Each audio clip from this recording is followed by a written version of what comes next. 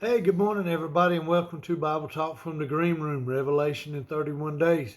Today we're on day 17 of 31. We're looking at Revelation 12. Thanks for joining us. Well, we've journeyed through the seventh trumpet, and then we're going on. We'll be in chapter 12 today, and we'll go through all of that. We're going to start talking about six key personalities who play important roles in the latter part of the Great Tribulation. This begins with the sun-clothed woman, the dragon, and the male child. This chapter symbolically describes the satanic hatred towards God's plan for the messianic line of Israel. The word translated sign or wonder means an indication or a token. It's a symbol representing a reality. The woman in the verses represents Israel. The son will later reign during his millennial kingdom. The phrase rod of iron means he will swiftly judge all men of sin. The crown of the 12 stars probably represents the 12 tribes.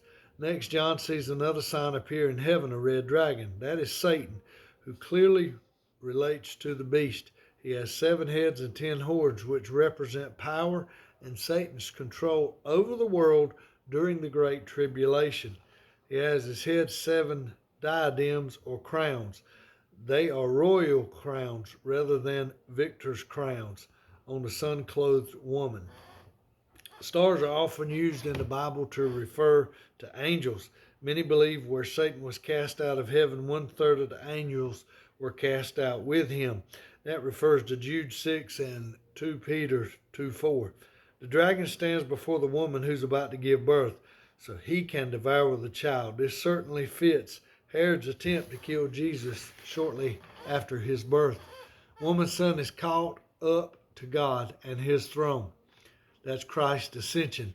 The woman flees to the wilderness where God has prepared a place which she will be nourished for 1,260 days. That's 3.5 years. During the Great Tribulation, the Antichrist desecration of the temple will cause Jewish people to flee out into the wilderness there. Wherever this is, they will be protected by God. As Christians, we must never forget Satan's enormous hatred for Jews. He still wants to destroy this messianic line. Therefore, he has influenced anti-Semitism from Pharaoh to Haman to Hitler and all those who want to destroy Israel today. After the sun-clothed woman, the dragon, and the male child, next comes Michael, the archangel. Michael is the only angel in the Bible specifically called an archangel, who is the guardian of God's people.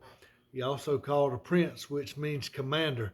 Michael and his angels defeated Satan and his angels, and they were cast out of heaven and thrown down to earth.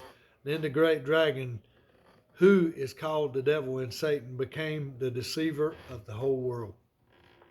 That doesn't mean Satan has personal access to God. It means Satan's accusations go up to God in the same way prayers do.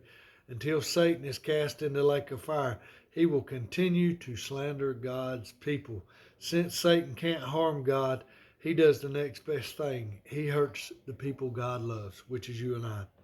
Now John writes in the past tense of a future time. Because of its certainty, John sees the ultimate victory over Satan has already been won because they have conquered him by the blood of the Lamb and by the word of the testimony. For they love not their lives unto death. The death blow to Satan was when the blood of the Lamb was shed on Calvary. Therefore, true believers confirm their loyalty to him through their testimony to the point of death. The dragon continues to pursue and persecute the woman who gave birth to the male child. Therefore, the woman is given the 2 wings of the great eagle so she might fly from the serpent into the wilderness. This pictures swift and powerful protection. The same picture is used when God reminds the Israelites of their deliverance from Egypt. God protects the fleeing remnant for 3.5 years. Like a raging river, the serpent, Satan, tries to attack the Jews' hiding place, but God causes the earth to swallow the river pouring from Satan's mouth. This symbolically refers to Satan's attempt to exterminate Israel. Enraged by his inability to destroy the woman, which is Israel, Satan makes war against the rest of her offspring who obey God's commands and hold to the testimony of Jesus. The rest of her offspring could refer to Gentiles who become believers during the Great Tribulation through the witness of 144,000 Jewish evangelists. Thanks for tuning in today.